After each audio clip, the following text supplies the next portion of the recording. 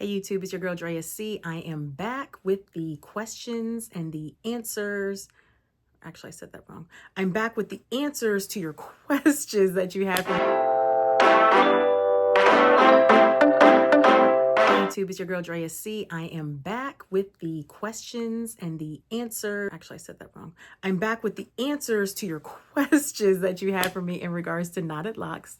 Finally back with that. I was trying to write them all down and maybe do a video with everything all together. So I'm not sure if this is going to be one video or two videos. It just really depends on how long things go. So if you have some questions in regards to knotted locks, please feel free to put a comment or feel free to email it to me if you think. So without further ado, let's go ahead and get started. The first question, and if you see me looking down, is because I'm looking at my little piece of paper because I'm a boomer, so I like to write things down. My first question that I'm going to talk about is I received a question in regards to, do you think you will stick with knotted locks long term? My quick and easy answer to that is I absolutely love knotted locks. I love knotted locks for the freedom that it has given me, which I think I've kind of mentioned before. I love knotted locks because it's helped me grow my hair back. I just washed it and my hair looks great. Look at my scalp, y'all. It's looking good. So I've definitely grown my hair back in and my hair is doing really, really well. So for me, will I stick with knotted locks long term? Absolutely. I think it's a really great way to maintain your locks. And that's just what I choose to do. Will I maybe incorporate other techniques? I probably will. There's times when I actually do palm rolling sometimes with my hair. And then there's times where I knot my hair. For the most part, I do knots, but there's times I will actually go into the front of my hair and I will do a little bit of a palm roll so it's a little bit neater. It just depends on how I feel. I absolutely love it. And I'm going to be doing it for the foreseeable future. No, the foreseeable future. Unforeseeable. How often do I find myself, or how often do you find yourself playing with your knots, hand in hair? All the time. I absolutely love my hair. I absolutely love touching my hair. I absolutely love feeling the texture of my hair. I love feeling the natural texture of my hair where I have my new growth in comparison to where the lock has actually formed. I do this every day. I'm usually touching my hair, massaging my scalp, touching my knots, all the time. I am doing this all the time. I have my hands in my hair all the time. But remember, I'm locked. I'm established. I've had my hair locked since 2017. So it's not a matter for me of, oh, let me not have my hands in my hair because I'm trying to get my hair to lock. So for me, I definitely have my hands in my hair all the time. I'm doing this to my hair all the time. And I'll be honest, it was really hard for me, even in my earlier days of being locked. I love texture. I love the feel of that kink. I love the feel of the way our hair just feels, especially my own hair texture. Oh my God, I love it. Right here in the crown of my hair, this is where I have like thicker, my coarser hair. I absolutely love it. And I'll sit here and this is what I'll just be sitting there doing. Sometimes if I'm reading or I'm sitting looking at the computer and I'll just be sitting there, just feeling the texture of my new growth. I know I'm not the only person who does this. Don't make me feel judged. All right, so hands in hair all the time, feeling my knots all the time, love my texture. Yes, I do. Always, always touching my hair. Next. All right. Is it difficult to correct mistakes when knotting?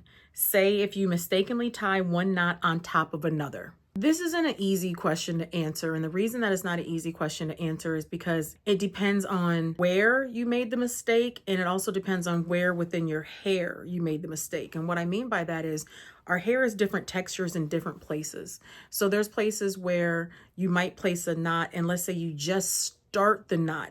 You haven't quite gone all the way down and you're very easily able to unknot the knot because you haven't made it small yet. You haven't made it tight yet, I should say. And then there's places where you have made the knot tight. 9 times out of 10, you can let time pass and you can simply continue to use your fingers to manipulate the knot until the knot can actually go over that knot that is stuck on. That's 9 times out of 10 you can do that. Now, because I like to keep it all the way real with you guys at all times, I am going to be honest and tell you that In the very beginning, I did do a few knots. I call them my beautiful disasters, where I actually made knots before I even had my consultation or before I was even trained by Melissa, again, the original creator of Knotted Locks.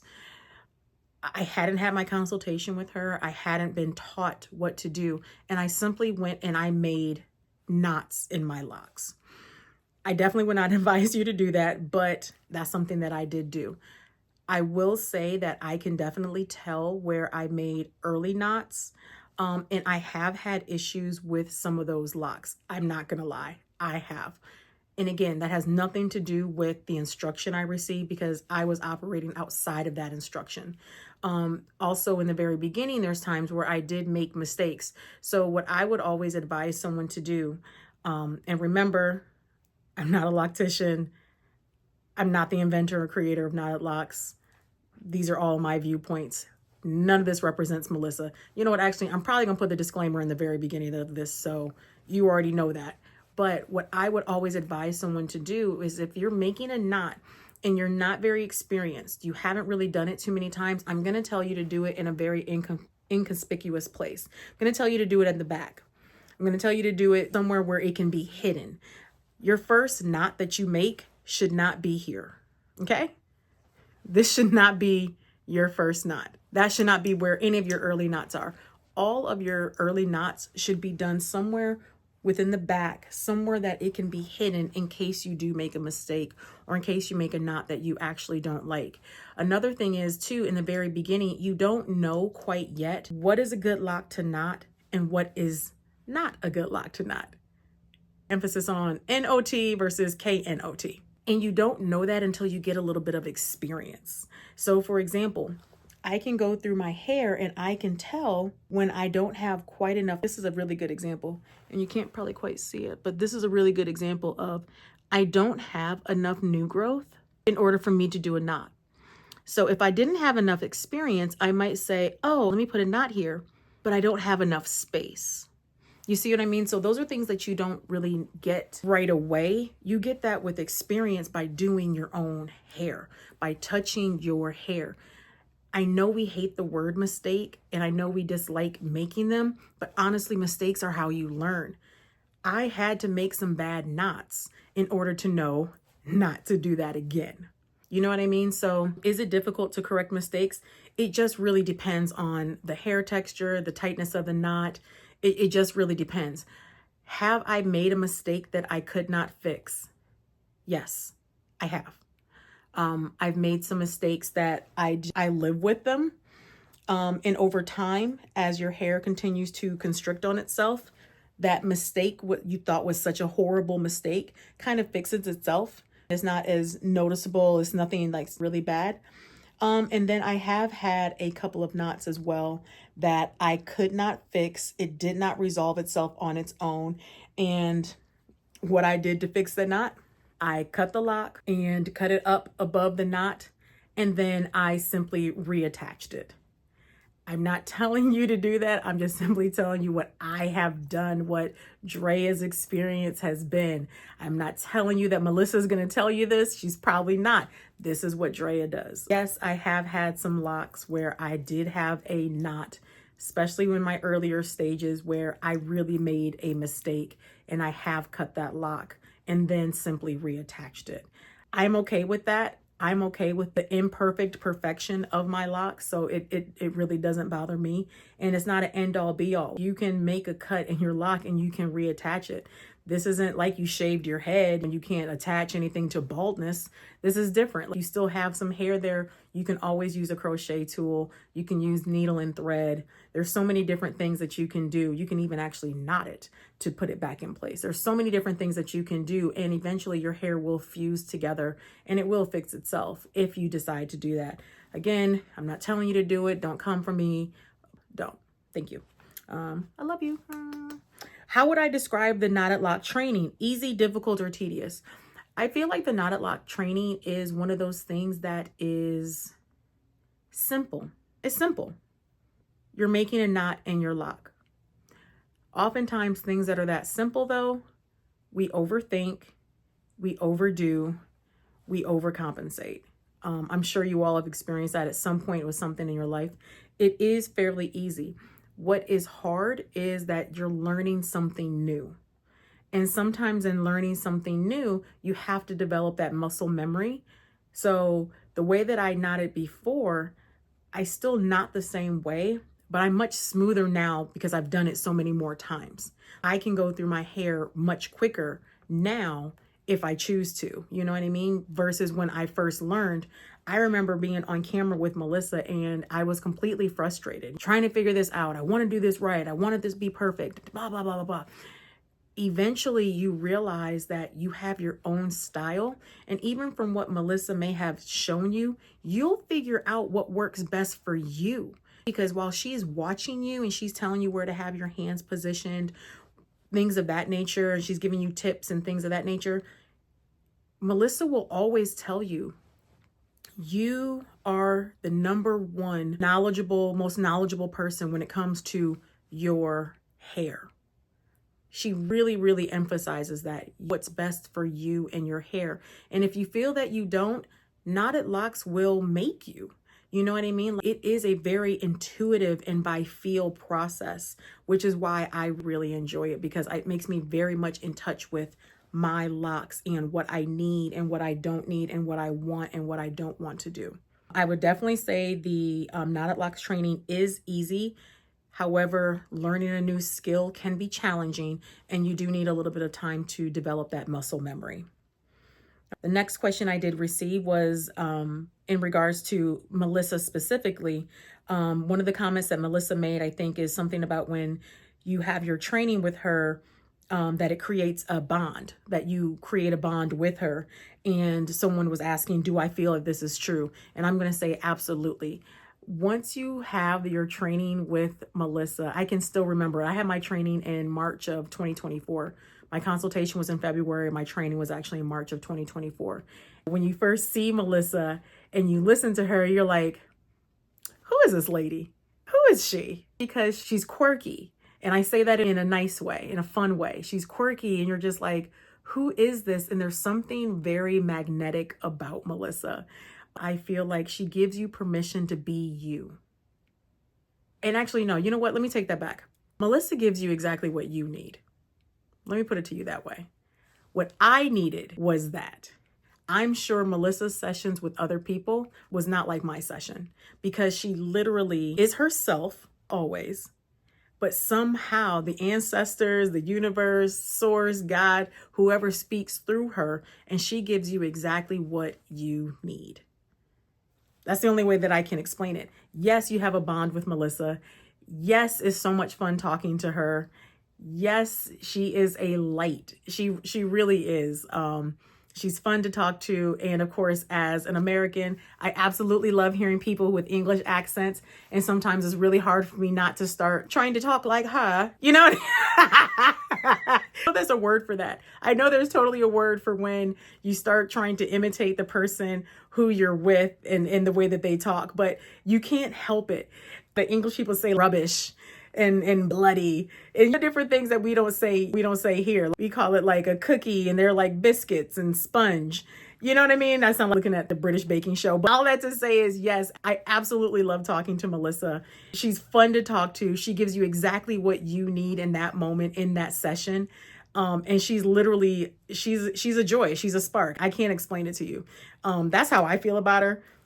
And I'm sure the other people in our group feel very similarly. And again, we've all had different experiences with her, but we all, I'm sure, have had positive experiences. At least I hope so. This kind of goes into the next question that I got. It's a little bit of a dovetail. Can you contact Melissa if you have problems or new experiences? Have you had to do this? If so, how was the experience? What was her response time? What was her demeanor when she responded? Let me say this again about Melissa. If I've said it before, if I've said it in my head, whatever have you.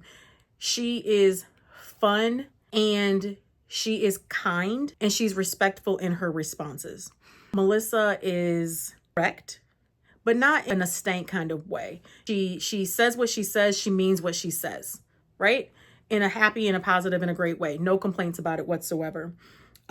Yes, you can contact Melissa. I've contacted her several times in our WhatsApp group or whatever have you.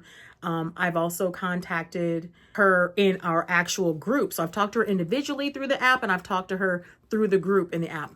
A lot of times too, if you have questions about something, you know what, we can post it in our group, and other people who are in the group too, they'll share their experience. So Melissa is always responsive. Remember, she is in a different time zone than we are. So we do have that time difference. I want to say it's 5 or 6 hours difference. I'm on the East Coast, so it's about a 5 or 6 hour difference from me. So with that in mind, you know what I mean? She does respond in a timely manner. If she's going to be unavailable, let's say she has a life, she has a family, she has other ish to do, not just deal with us. She will say, hey, I'm going on travel. Hey, if you need anything, it might take me a little while to get back to you because I have that and the third going on. So she is very responsive, and Melissa is always respectful. I can remember a specific time in the group where I was angry or ranting about something because that's just what I do. And even her speaking back to me, it was one of those, like, I understand what you're feeling. I understand what you're saying. And that's it. She's not going to do that arguing with you back and forth. She's very kind, very considerate, and very respectful. But you know what? She ain't playing no games with you. And I don't mean that in a rude way, but she's just her. That's all I can say. And I absolutely love Melissa. I feel like Melissa gives me permission to be me. And that's something that's really, really important to me. I love her. Wait for it. Me. I love Melissa. So I've said it before in another video. I'm team Melissa all day. When you trained, did it seem like Melissa really took interest in your hair as an individual? Absolutely. So even before you have your consultation appointment, even before you have your training appointment, you have to actually send her certain information. She wants to see what your hair looks like. She wants to see you touching your hair. During your consultation, she's going to ask you questions. That is your time to share with her whatever you have going on. Melissa absolutely cares about you. Bigger than that, and I've said it before, she cares about the community. She cares about us brown girls. That's what I really love. And those of us who have African textured hair, African American, African, whatever, Black people hair. She cares about you. And I feel that really comes across when you have a conversation with her. And if you simply just listen to her, her entire thing is about helping the community not be bald-headed. That's literally what she's doing. She's trying to help us all. She totally cares. I stand for Melissa. Let me see. Let me get to the next one. Do you think the quality of learning the knotted lock technique can be easily or equally learned online without the one-on-one experience? Absolutely. Actually, I do think that you can learn how to do this one-on-one without the course. You're going to make a lot of mistakes. You're going to have some knots in your hair that you don't like. If you are okay with experimenting and stepping out on your own, absolutely. Go ahead and just try doing knots in your locks. But y'all remember at the very top of this, 20 minutes ago, I told you about the knots that I made before I got trained and the mistakes that I made. You're more than likely going to have those. And if you're okay with that, absolutely proceed. If not, I would definitely recommend that you have at least a consultation. Just talk to her and see. Do some research online, even though I know there's not a lot of research you can do, but Melissa has a lot of posts all over her social media pages. Instagram, TikTok, Facebook. I don't know what else is out there, but you know what I mean. She has, her website. She has tons of stuff out there. YouTube. She has tons of stuff out here so that you can at least observe and take note of things. So I do think the training is invaluable. I do, however, feel that, yes, you could totally do it on your own. You're just going to have a lot of mistakes, more than likely, that you're probably not going to like.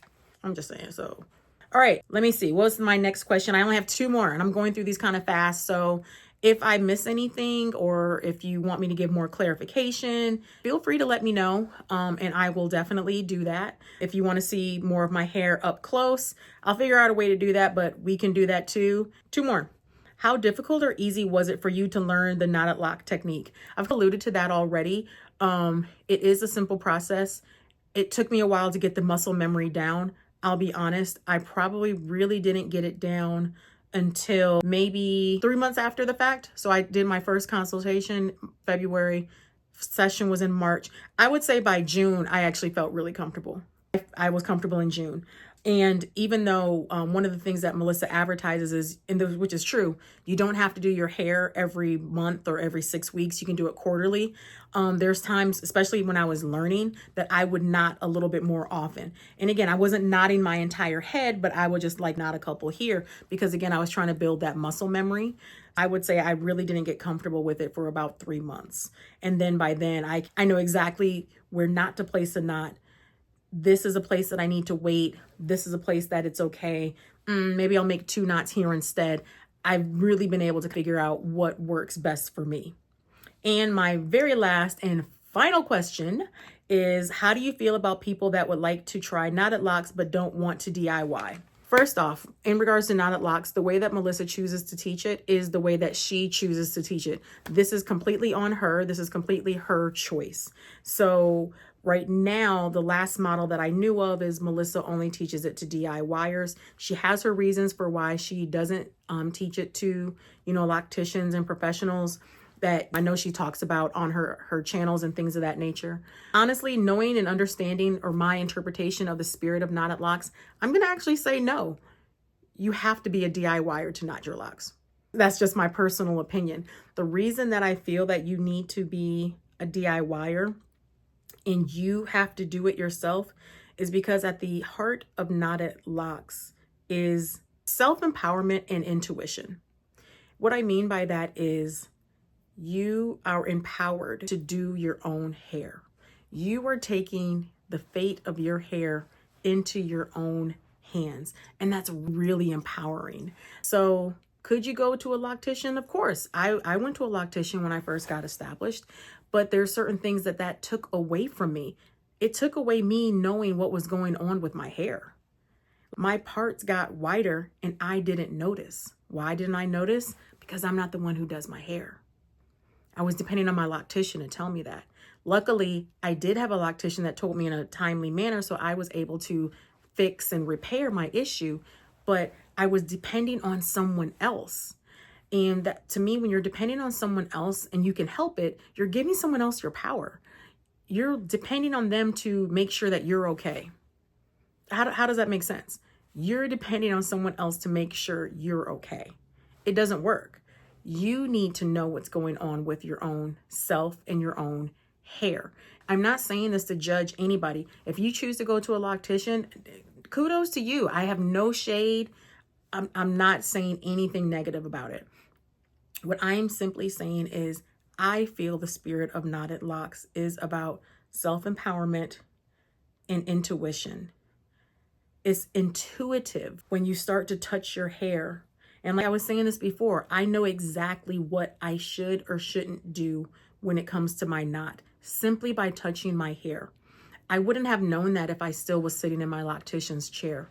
I can tell you when my hair is healthy and unhealthy. I would not have been able to tell you that if it wasn't for knotted locks. I'm now paying attention to my hair. I think I did a short, or I tried to do a short where I was talking about I really regret the hair color in my hair. And it's not because it's not pretty. Look, yes, Twist Out is winning today, but this color is at a price. The color is very drying. I already have, I believe, a high porosity hair. My hair leaks out moisture like that. So I didn't really pay attention to that as much when I was sitting in my loctician's chair because I'm depending on her to tell me about what's going on with my hair. Now that it's on me, I am always touching my hair. My hair is feeling dry. I need to go moisturize my hair. My hair is looking kind of weird here. I need to pay attention to this. Oh, hey, I have a lot of new growth. I need to go through and separate my hair. That's because of knotted locks. So that's why I'm always very, very thankful for Melissa and what she's done with this system that she's created, because I feel like she's giving me back my power. This is mine. I'm in control of this. I make all the decisions when it comes to this. So I can stay on my soapbox forever in regards to knotted locks.